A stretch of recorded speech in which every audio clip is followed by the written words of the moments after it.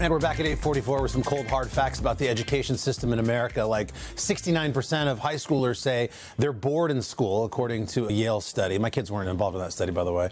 Another survey found 30%, just 30% of eighth graders are proficient in reading. The need for change is the inspiration behind The Well-Educated Child, a new book from Dr. Deborah, the founder of Harlem Village Academies, and our friend, Mr. John Legend, who wrote the foreword to that book. Good morning, guys. We're saying this is such a big topic. Good morning. We got to kind of cover this in a short amount of time. Dr. Kenny, congrats on the book. Johnny, always good to see you, my friend. Great to see you. So Johnny, as you probably know, Deborah, was an incredible child, very smart, won every spelling bee. Yes. He was homeschooled to how long? I was homeschooled most of my life through 6th grade, and then I started going to public school when I was older. My parents got divorced, and so we weren't homeschooled anymore, but yeah. So the Harlem Village Academies, this charter network in Harlem, what drew you to their mission? Well, I just fell in love with the work they're doing with young people every single day, and they're on a mission. They're on a mission to create young leaders, young people who question authority, young people who think critically, young people who are creative and are passionate about education. They work so well with their teachers. All of the team is just so focused on how can we make our school the best school? Not just the best school for Harlem, not just the best school for an urban neighborhood, the best school. Well, that sounds all great. Let's sign us up, all the parents, for what you just said. Dr. Kenny, how do we get there? And what is a well-educated kid? What does that look like? Well, you know, in the society we're living in now, the most important thing about being well-educated is that you can discern between fact and shallow information or misinformation. Okay, well, that sounds important right about now. That's probably the quality of thinking, the most important thing. And the second thing is agency, which is that you take initiative, you follow through, you can concentrate for a very long period of time, and you care about the quality of your work, right?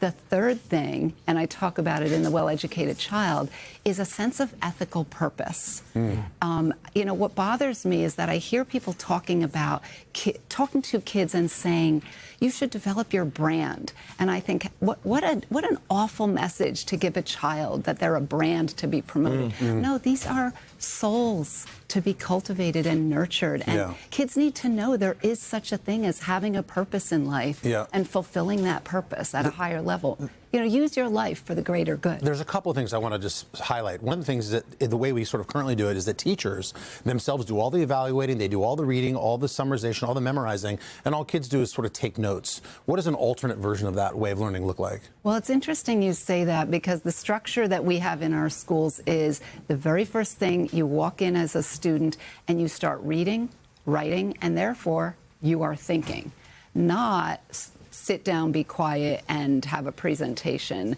from the beginning. We need to focus on the quality of student thinking right from the very first minute. And we need much more time in school for students reading and writing, and not on technology. You're also talking about people like raising their hands, like the teacher asks a question and then, like, is raising your hand a bad idea in schools? So we do not have raising hands, and I know we all grew up with it, right? Right. But what we say is, and again, whether you're a parent or a teacher, what you want to focus on is, are the students being challenged with meaningful, difficult work, right? Right. And so when we ask a question, we say, no hands, everybody thinking. Why? What happens when you call on someone, all the other kids stop listening in that moment because they weren't called on. Right. And then it just stops. Yeah.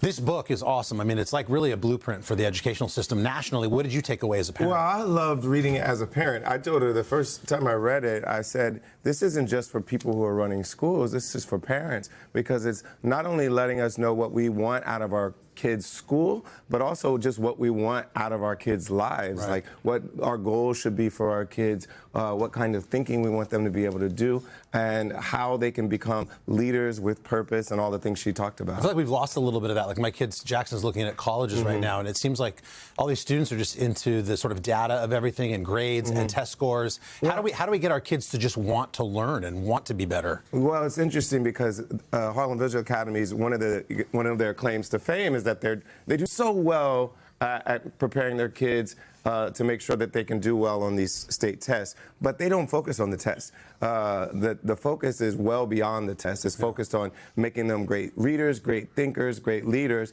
and they end up doing really well on the test as well. An evening of songs and stories with John Legend. You actually do talk a lot about your education. I talk about my education, my early life, absolutely. You're on the road now? I've got a show tonight in Newark. Awesome. It's a great show.